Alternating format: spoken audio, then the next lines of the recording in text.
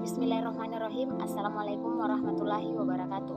Perkenalkan, nama saya Irmawati Ilyas, nomor induk mahasiswa 10572210271 dari kelas manajemen 21A.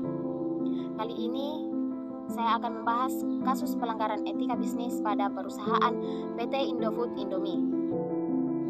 Etika bisnis merupakan sesuatu yang harus diperhatikan oleh perusahaan karena berkaitan dengan kepuasan konsumen maupun perlindungan konsumen. PT Indofood merupakan salah satu perusahaan terbesar yang ada di Indonesia. Perusahaan ini memproduksi berbagai makanan olahan yang berada di sekitar masyarakat. Maka dari itu, perusahaan harus lebih memfokuskan kode etik dalam berbisnis karena menyangkut perlindungan konsumen. Namun, perusahaan ini pun tidak terlepas dari adanya pelanggaran kode etik. Berupa adanya beberapa komposisi bahan dalam makanan olahan yang mengandung bahan kimia yang tidak baik untuk kesehatan konsumen. Maka dari itu, PT Indofood harus memperbaiki atau mengurangi komposisi bahan yang tidak baik untuk kesehatan. Berdasarkan pendahuluan tersebut, ada dua sudut pandang yang muncul, yaitu: 1. PT Indofood sukses makmur melakukan pelanggaran etika bisnis karena pada produk Indomie yang diproduksi oleh perusahaan mengandung dua zat yang berbahaya, yaitu metil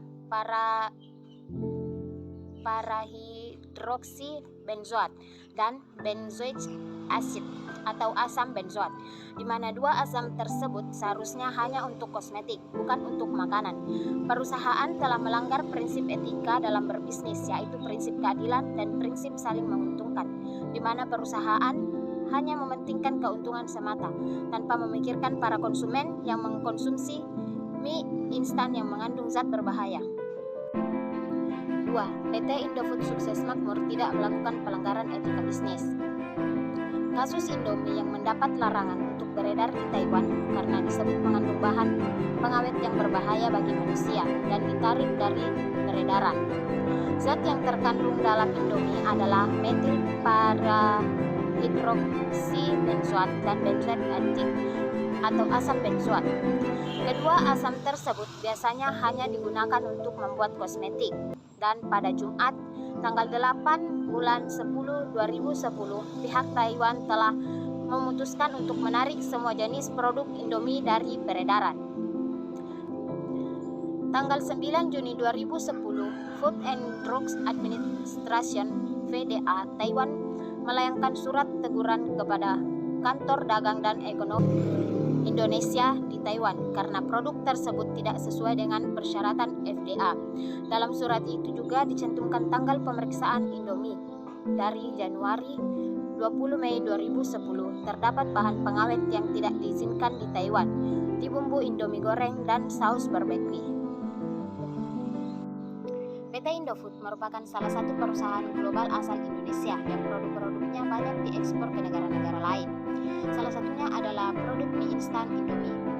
Di Taiwan sendiri, persaingan bisnis mie instan sangatlah ketat, di samping produk-produk mie instan dari negara lain.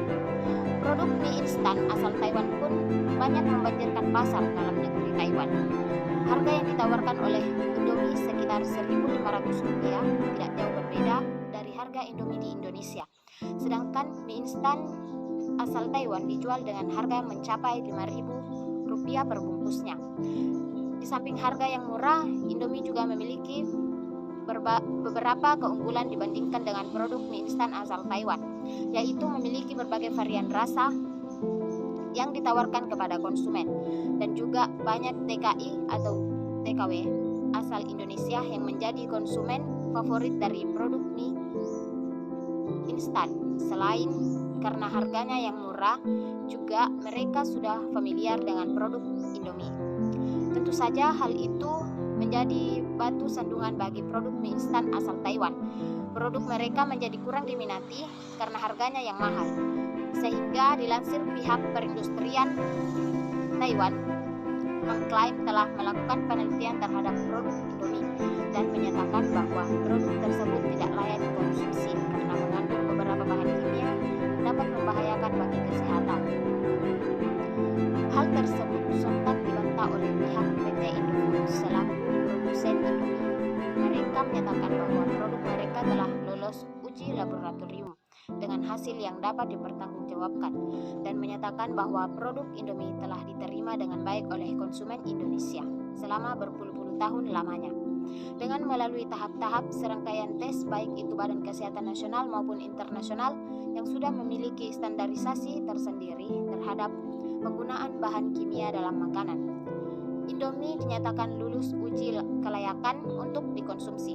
Dari fakta tersebut, dilansir penarikan produk Indomie dari pasar dalam negeri Taiwan disinyalir karena persaingan bisnis semata. Mereka anggap merugikan produsen lokal. Yang menjadi pertanyaan adalah mengapa tidak sedari dulu produk Indomie dibahas oleh pemerintah Taiwan atau pemerintah melarang produk Indomie masuk pasar Taiwan, melainkan mengklaim produk Indomie berbahaya untuk dikonsumsi pada saat produk tersebut sudah menjadi produk yang diminati di Taiwan.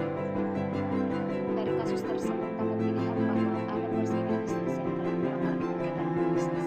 Hal-hal yang dilanggar dalam kasus pelanggaran etika bisnis pada perusahaan PT Indomie secara hukum yaitu pertama, Undang-Undang Nomor 8 Tahun 1999 Pasal 3F yang berisi meningkatkan kualitas barang dan jasa yang menjamin kelangsungan usaha produksi barang atau jasa, kesehatan, kenyamanan, dan keselamatan konsumen. Yang kedua, Undang-Undang Nomor 8 Tahun 1999 Pasal 4A tentang hak atas kenyamanan, keamanan, dan keselamatan dalam mengonsumsi barang dan atau jasa.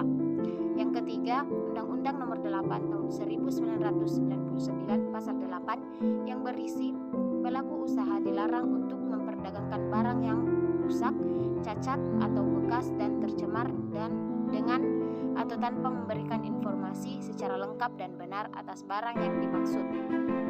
Selanjutnya, solusi dalam pelanggaran akan etika bisnis dalam hal perlindungan konsumen pada kasus yang dialami perusahaan yaitu 1.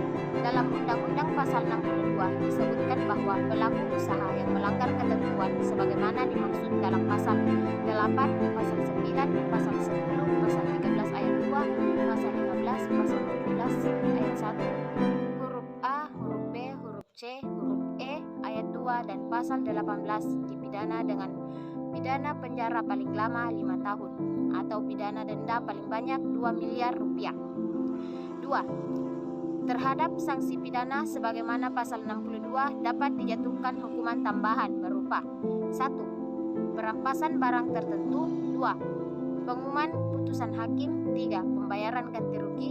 4. Perintah penghentian kegiatan tertentu yang menyebabkan timbulnya kerugian konsumen. 5. Kewajiban penarikan barang dan peredaran. Atau 6. Pencabutan surat izin usaha. Dan sebaiknya perindustrian Taiwan agar tidak serta-merta menyertakan bahwa produk Indomie berbahaya untuk dikonsumsi.